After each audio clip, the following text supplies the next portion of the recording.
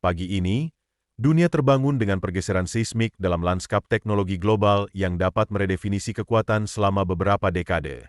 Dalam langkah yang mengejutkan banyak pihak, China telah memutuskan hubungan dengan elit semikonduktor Barat, menghentikan semua pembelian dan kerjasama teknis dengan raksasa seperti ASML dan TSMC. Ini bukan hanya sekadar kebuntuan diplomatik, ini adalah keretakan yang disengaja dan perhitungan strategis, sebuah gempa geopolitik yang bisa membentuk ulang dominasi teknologi global. Keputusan ini diambil hanya 72 jam setelah pemerintah Belanda, di bawah tekanan AS, mencabut lisensi ekspor mesin litografi ultraviolet ke China, menjadikan peralatan senilai 15 miliar dolar yang sebelumnya dikirimkan menjadi usang. Tanggapan Beijing? Mereka sepenuhnya mundur dari ketergantungan pada teknologi Barat. Langkah berani ini bukan hanya menunjukkan pembangkangan, tetapi juga penegasan untuk menguasai nasib teknologi mereka sendiri. Selama bertahun-tahun, China telah menjadi pemain kunci dalam rantai pasokan global, bahkan mengimpor sistem litografi senilai 2,6 miliar dolar dari ASML hanya pada tahun 2023.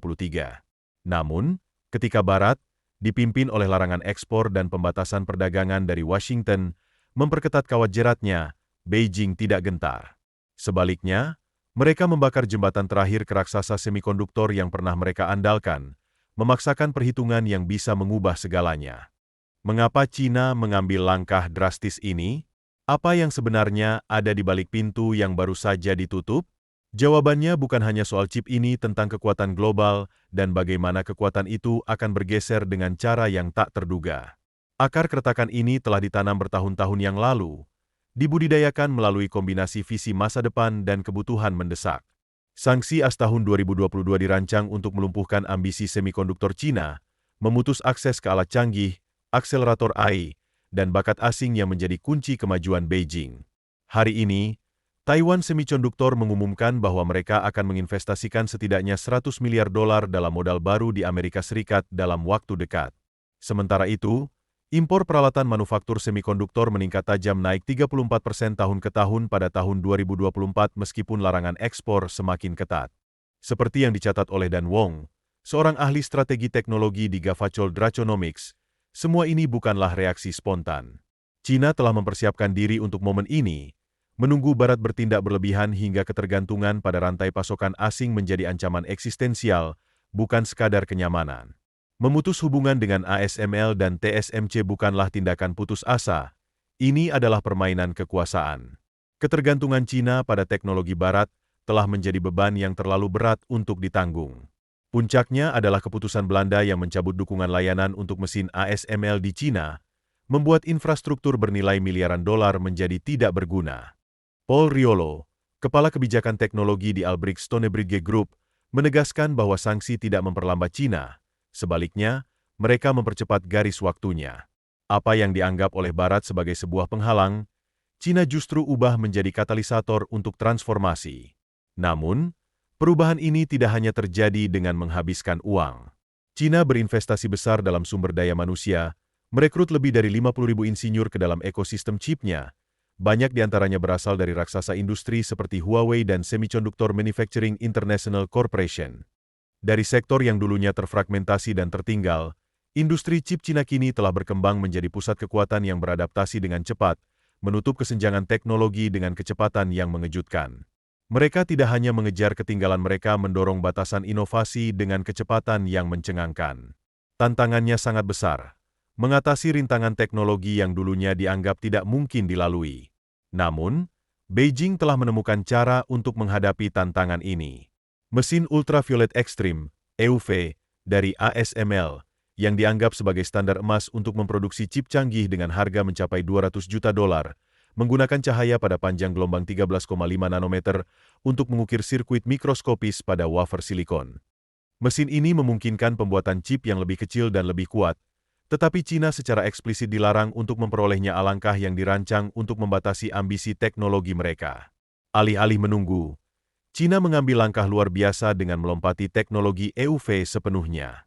Pada Maret 2025, Secar, sebuah perusahaan berbasis di Shenzhen, mengumumkan terobosan signifikan. Alat litografi baru mereka dapat mendukung pembuatan chip sub-7 nanometer menggunakan proses berbasis DUV yang dipatenkan. Meskipun validasi independen masih tertunda, Implikasinya bisa sangat besar. Jika berhasil, China dapat melampaui batasan teknologi yang ditemui selama beberapa dekade. Peluncuran Huawei Mate 60 Pro pada tahun 2023 memberikan gambaran sekilas tentang kebangkitan ini, menampilkan chip 7 nanometer yang sepenuhnya dibuat dengan alat yang sebelumnya dilarang. Ini mengejutkan dunia teknologi, karena chip tersebut diproduksi menggunakan proses DUV yang dianggap tidak mampu diskalakan ke node sekecil itu. Mate 60 Pro bukan sekadar smartphone. Itu adalah pernyataan bahwa China dapat berinovasi di bawah tekanan, mengubah paradigma industri teknologi global. Sementara itu, SMIC, pabrik pengecoran terkemuka di China, dilaporkan sedang bereksperimen dengan chip 5 nanometer dan bahkan mendorong batas menuju 3 nanometer menggunakan pola kuat dan penyetelan hasil yang dibantu oleh AI. Meskipun masih dalam tahap awal, kemajuan ini mencerminkan perubahan ambisi China kini. Fokus mereka bukan hanya pada bertahan hidup, tetapi pada kedaulatan teknologi. Pada akhir 2024, ketergantungan China pada chip berkinerja tinggi yang diimpor anjlok dari 85% pada tahun 2023 menjadi di bawah 60%. Pesan kepada perusahaan-perusahaan domestik sangat jelas tidak ada lagi kruk. Perusahaan seperti SMIC dan Huawei harus berinovasi atau menghadapi kepunahan. Perubahan ini menghilangkan kerentanan kritis, mengurangi ketergantungan pada layanan perbaikan barat dan pembaruan perangkat lunak.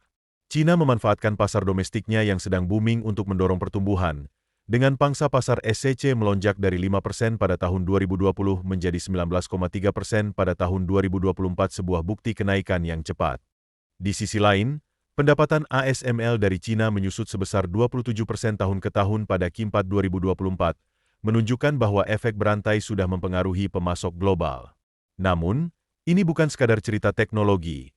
Ini adalah kalibrasi ulang kekuatan global yang melibatkan pengucilan ASML dan TSMC dari peta persaingan. Bertaruh bahwa dunia pada akhirnya harus mematuhi aturan yang ditetapkan oleh China adalah sebuah taruhan berisiko tinggi mengorbankan isolasi jangka pendek demi kendali jangka panjang.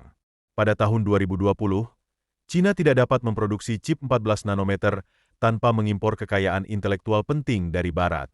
Namun, pada kuartal pertama tahun 2025, mereka telah memproduksi lebih dari 2,3 juta chip 7 nanometer menggunakan teknologi yang telah diperbarui. Ini adalah tonggak sejarah yang menandakan dimulainya era baru, di mana fokusnya bukan hanya mengejar ketinggalan, tetapi menulis ulang aturan permainan. Dampaknya melampaui pabrik semikonduktor. Di balik layar, Beijing diam-diam meningkatkan strategi yang lebih luas, yang berpotensi mengganggu stabilitas lanskap keuangan global. China telah mulai melepaskan aset terkait teknologi AS dan kepemilikan obligasi negara, sebuah langkah yang dirancang untuk mempersenjatai modal. Jika pertempuran atas chip bergeser ke pasar keuangan, dampaknya bisa jauh melampaui penurunan saham teknologi, mempengaruhi dana suku bunga hipotek, dan bahkan stabilitas pasar global.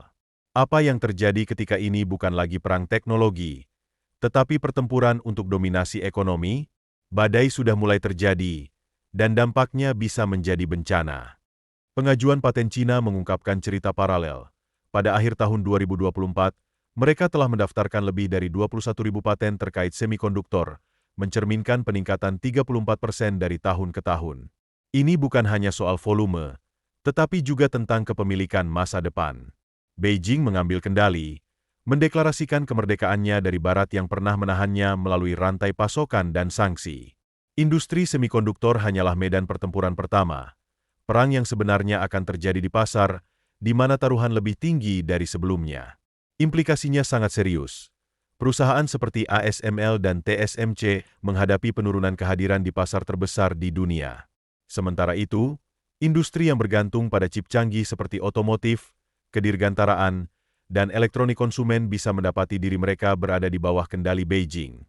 Larangan ekspor Washington yang pernah dipuji sebagai pukulan telak mungkin justru menjadi bumerang, mempercepat pendakian China daripada mencekik AS dan sekutunya, yang kini menghadapi pilihan sulit. Dunia kini dihadapkan pada pilihan beradaptasi dengan kenyataan di mana China memegang kendali, atau berisiko tertinggal saat debu mulai mereda.